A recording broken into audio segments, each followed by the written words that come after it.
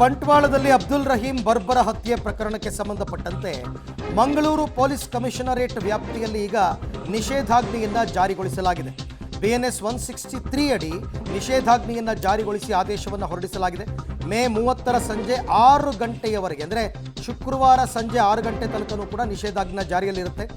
Mangaluru police commissioner Anupam Agarwal ಈ ಆದೇಶವನ್ನು ಕೊಟ್ಟಿದ್ದಾರೆ. ಯಾಕೆಂದರೆ ಯಾವುದೇ ಅಹಿತಕರ ಘಟನೆ ನಡೀಬಾರದು. ಈ ಮೆರವಣಿಗೆ ಸಾಗುವಂತಹ ಸಂದರ್ಭದಲ್ಲಿ ಅಥವಾ ಅಂತ್ಯ ಸಂಸ್ಕಾರ ನಡೆಯುವಂತಹ ಸಂದರ್ಭದಲ್ಲಿ ಅಥವಾ ಅದೆಲ್ಲವೂ ಮುಗಿದ ನಂತರ ಏನಾದರೂ ಪ್ರತೀಕಾರಕ್ಕೇನಾದರೂ ಇವರು ಮತ್ತೆ ದಾಳಿ ಮಾಡಬಹುದು. ಹೀಗಾಗಿ ಆ ಥರದ ಯಾವುದೇ ಘಟನೆಗಳಿಗೆ ಆಸ್ಪದ ಕೊಡಬಾರ್ದು ಅನ್ನೋ ಕಾರಣಕ್ಕೋಸ್ಕರ ಈಗ 163 ಅಡಿಯಲ್ಲಿ ನಿಷೇಧಾಜ್ಞೆಯನ್ನು ಜಾರಿಗೊಳಿಸಿ ಆದೇಶವನ್ನು ಹೊರಡಿಸಿದ್ದಾರೆ. ಯಾವಾಗಲೂ ಹೀಗೇನೆ. ಈಗ ಸುಹಾಸ ಶೆಟ್ಟಿ ಕೊಲೆ ಪ್ರಕರಣವನ್ನೇ ಇನ್ನೂ ಕೂಡ ಕಂಪ್ಲೀಟಾಗಿ ಅವರಿಗೆ ಭೇದಿಸೋದಕ್ಕಾಗಿಲ್ಲ. ಯಾರು ಕೊಲೆ ಮಾಡಿದ್ದು, ಯಾಕೆ ಮಾಡಿದ್ದು, ಏನು ಉದ್ದೇಶ ಅಂತಕ್ಕಂಥದ್ದು. ಆಗಲೇ ಇನ್ನೊಂದು ಕೊಲೆ ನಡೆದು ಹೋಗಿದೆ.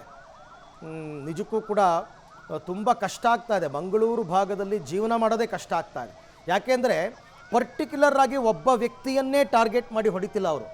ಇವನು ಹಿಂದೂ ಅಂತ ಗೊತ್ತಾದರೆ ಹೊಡಿ, ಇವನು ಮುಸ್ಲಿಂ ಅಂತ ಗೊತ್ತಾದರೆ ಹೊಡಿ, ಹಿಂಗಾಗ್ಬಿಟ್ಟಿದೆ ಪರಿಸ್ಥಿತಿ. ಆತ ಯಾರು, ಅವನ ಹಿನ್ನೆಲೆ ಏನು, ಅವನೇನಾದರೂ ಈ ಹಿಂದೆ ಏನಾದರೂ ಈ ಥರದ ಕೆಲಸಗಳನ್ನ ಮಾಡಿದ್ನ, ಯಾವುದನ್ನು ನೋಡ್ತಾ ಇಲ್ಲ. ಈಗ ಅಬ್ದುಲ್ ರಹೀಂ ವಿಚಾರದಲ್ಲಿ ಇದೇ ಅನುಮಾನ ಬರ್ತಾ ಇದೆ.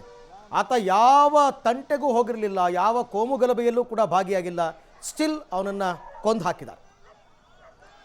ಈ ಎಲ್ಲ ವಿಚಾರಕ್ಕೆ ಸಂಬಂಧಪಟ್ಟಂತೆ ಮತ್ತಷ್ಟು ಮಾಹಿತಿ ನನ್ನ ಕೊಲೀಗ್ ಸುಕ್ಪಾಲ್ ಅವರಿಂದ ಪಡೆಯೋಣ. ಸುಕ್ಪಾಲ್, ಈಗ ಅಬ್ದುಲ್ ರಹೀಂ ಕೊಲೆಯಾದ ನಂತರ ಇಲ್ಲಿಯವರೆಗೆ ನಡೆದಿರ್ತಕ್ಕಂಥ ಬೆಳವಣಿಗೆಗಳೇನು, ಕೊಲೆಪಾತಕರು ಯಾರು ಅಂತಕ್ಕಂಥ ಹಿಂಟ್ ಏನಾದರೂ ಸಿಕ್ಕಿದೆಯಾ? ಅರವಿಂದ್, ನಿನ್ನೆ ಮಧ್ಯಾಹ್ನ 3:30ರ ಸುಮಾರಿಗೆ ಈ ಒಂದು ಹತ್ಯೆ ನಡೆದಿರುವಂಥದ್ದು. ಬರ್ಬರವಾಗಿ ಇಬ್ಬರ ಮೇಲೆ ಹಲ್ಲೆ ಆಗಿರುವಂಥದ್ದು. ಅದರಲ್ಲಿ ಈ ರಹಿಮಾನ್ ಅವರು ಮೃತಪಟ್ಟಿರುವಂಥದ್ದು. ಆಸ್ಪತ್ರೆಗೆ ತಗೊಂಡೋದ ಸಂದರ್ಭದಲ್ಲಿ ಅಲ್ಲಿ ಮೃತಪಟ್ಟಿದ್ದಾರೆ. ಆ ಬಳಿಕ ಈಗ ಯಾವುದೇ ರೀತಿಯಾದಂಥ ತೊಂದರೆ ಆಗಬಾರ್ದು ಅನ್ನುವಂಥ ಹಿನ್ನೆಲೆಯಲ್ಲಿ ಪೊಲೀಸರು ವ್ಯಾಪಕವಾದಂಥ ಬಂದೋಬಸ್ತ್ ಮಾಡಿದ್ದಾರೆ. ಇವತ್ತು ಮುಂಜಾನೆ ಮಂಗಳೂರಿನ ದೇರ್ಲಕಟ್ಟೆಯಲ್ಲಿರುವಂಥ ಯನೋಪ ಆಸ್ಪತ್ರೆಯಲ್ಲಿ ಅಲ್ಲಿಂದ ನೇರವಾಗಿ ಅಲ್ಲಿರುವಂಥ ಮದನಿ ದರ್ಗಾದಲ್ಲಿ ಒಂದು ಅಂತ್ಯ ಸಂಸ್ಕಾರಕ್ಕೆ ವ್ಯವಸ್ಥೆಯನ್ನು ಮಾಡಲಾಗಿತ್ತು. ಆ ಬಳಿಕ ಅಲ್ಲಿಂದ ನೇರವಾಗಿ ಅವರ ಕೊಳ್ತಮಜಲು ಬಂಟ್ವಾಳದ ಕೊಳ್ತಮಜಲ್ನಲ್ಲಿರುವಂಥ ಅವರ ಮನೆಗೆ ಪಾರ್ಥಿವ ಶರೀರವನ್ನು ತಗೊಂಡು ಹೋಗುವಂಥ ಕೆಲಸ ಆಗಿದೆ. ಈಗ ಮೆರವಣಿಗೆ ಮೂಲಕ ದೇರ್ಲಕಟ್ಟೆಯ ಕುತ್ತಾರ್ನಿಂದ ಮೆರವಣಿಗೆ ಮೂಲಕ ಬಂಟ್ವಾಳದ ಗೋಳ್ತಮಜಲ್ನ ಅವರ ಮನೆಗೆ ತಗೊಂಡು ಹೋಗಿರುವಂಥದ್ದು ಮೃತದೇಹವನ್ನು. ಆ ಬಳಿಕ ಅಲ್ಲಿ ಅಂತ್ಯ ಸಂಸ್ಕಾರವನ್ನು ನೆರವೇರಿಸಲಿಕ್ಕೆ ಎಲ್ಲ ರೀತಿಯಾದಂಥ ಸಿದ್ಧತೆಗಳಾಗಿದೆ.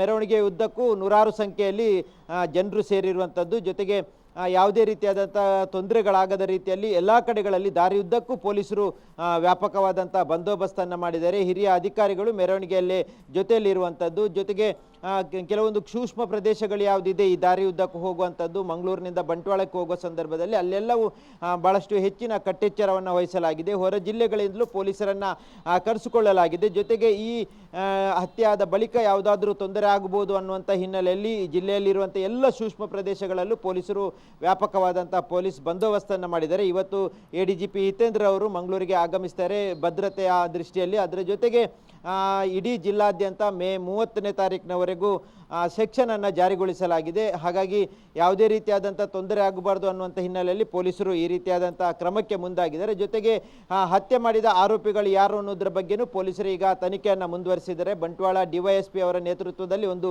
ತಂಡವನ್ನು ಈಗಾಗಲೇ ಮಾಡಲಾಗಿದೆ. ಜೊತೆಗೆ ಮಂಗಳೂರಿನ CCB ಪೊಲೀಸರು ತಂಡ ಮೂಲಕ ಆರೋಪಿಗಳ ಪತ್ತೆಗೆ ಮುಂದಾಗಿದ್ದಾರೆ. ಆರೋಪಿಗಳ ಸುಳಿವು ಈವರೆಗೂ ಸಿಕ್ಕಿಲ್ಲ. ಜೊತೆಗೆ ಈ ಒಂದು ಹತ್ಯೆಯನ್ನು ಯಾವ ಕಾರಣಕ್ಕಾಗಿ ಮಾಡಿದ್ದಾರೆ ಅನ್ನೋದ್ರ ಬಗ್ಗೆನೂ ಸ್ಪಷ್ಟವಾದಂಥ ಮಾಹಿತಿ ಇಲ್ಲ. ಆದರೆ ಮೊನ್ನೆ ಇತ್ತೀಚೆಗೆ ನಡೆದಿರುವಂಥ ಸುಹಾಸ ಹತ್ಯೆ ಪ್ರಕರಣ ಏನಿದೆ, ಆ ಪ್ರಕರಣದ ಬಳಿಕ ಸಾಕಷ್ಟು ಹಿಂದೂ ನಾಯಕರು ಬೇರೆ ಬೇರೆ ರೀತಿಯಾದಂಥ ಉದ್ರೇಕಕಾರಿ ಭಾಷಣ ಮಾಡ್ತಾ ಇದ್ರು, ಉದ್ರೇಕಕಾರಿಯಾದಂಥ ಪೋಸ್ಟ್ಗಳನ್ನು ಮಾಡ್ತಾ ಇದ್ರು.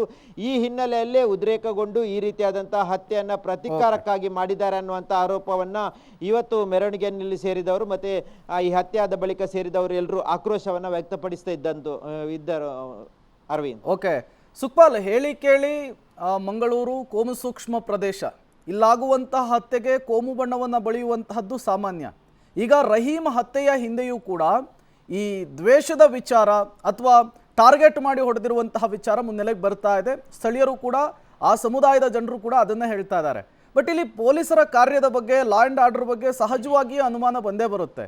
ಯಾಕೆಂದರೆ ಸುಹಾಸ್ ಶೆಟ್ಟಿ ಹತ್ಯೆಯ ನಂತರವೂ ಕೂಡ ಈ ರೀತಿಯ ಒಂದು ಹತ್ಯೆ ಆಗುತ್ತೆ ಅಂದರೆ ಪೊಲೀಸರು ಏನು ಮಾಡ್ತಾ ಇದ್ದಾರೆ ಅಂತ ಹೇಳಿ ಹೌದು, ಸುಹಾಸ್ ಶೆಟ್ಟಿ ಹತ್ಯೆಯಾಗಿ 1 ತಿಂಗಳು ಕಳೆಯುವ ಮೊದಲೇ ಈ ರೀತಿಯಾದಂಥ ಒಂದು ಬರ್ಬರ ಹತ್ಯೆ ಆಗಿದೆ. ಅದರಲ್ಲೂ ಮುಸ್ಲಿಂ ಯುವಕನನ್ನು ಹತ್ಯೆ ಮಾಡಿರುವಂಥದ್ದು. ಇದು ಈ ಒಂದು ಮುಸ್ಲಿಂ ಹತ್ಯೆ ಆಗಿರುವಂಥ ರಹಿಮಾನ್ ಏನಿದ್ದಾರೆ ಅವರ ಬಗ್ಗೆ ಸಾಕಷ್ಟು ಯಾವುದೇ ರೀತಿಯಾದಂಥ ಕೆಲಸಗಳು ಈ ಹಿಂದೆ ಮಾಡಿರುವಂಥದ್ದಾಗಲಿ, ಯಾವುದೇ ಒಂದು ಸಂಘಟನೆಯಲ್ಲಿ ಭಾಗಿಯಾಗಿರುವುದಾಗಲಿ ಅಥವಾ ಯಾವುದೇ ಒಂದು ಕೃತ್ಯದಲ್ಲಿ ಭಾಗಿಯಾಗಿರುವಂಥದ್ದು ಯಾವುದೂ ಇಲ್ಲ. ಅವರು ಪಿಕಪ್ ಚಾಲಕರಾಗಿ ಪಿಕಪ್ನಲ್ಲಿ ಅಲ್ಲೇ ವಾಹನಗಳಲ್ಲಿ ಓಡಾಟಗಳನ್ನು ಮಾಡ್ತಾ ಇದ್ರೆ ಬಿಟ್ಟರೆ ಸ್ಥಳೀಯವಾಗಿ ಒಂದು ಮಸೀದಿಯ ಕಾರ್ಯದರ್ಶಿ ಆಗಿದ್ದರು. ಅದನ್ನು ಹೊರತುಪಡಿಸಿದರೆ ಯಾವುದೇ ರೀತಿಯಾದಂಥ ಕೃತ್ಯಗಳಲ್ಲಿ ಈ ಹಿಂದೆ ಭಾಗಿಯಾದಂಥ ಪ್ರಕರಣಗಳಿಲ್ಲ. ಹಾಗಾಗಿ ಯಾವುದೋ ಒಂದು ಗ್ರಜ್ಜನ್ನು ಇಟ್ಕೊಂಡು ಅವರನ್ನು ಹತ್ಯೆ ಮಾಡಲಿಕ್ಕೆ ಸಾಧ್ಯನೇ ಇಲ್ಲ.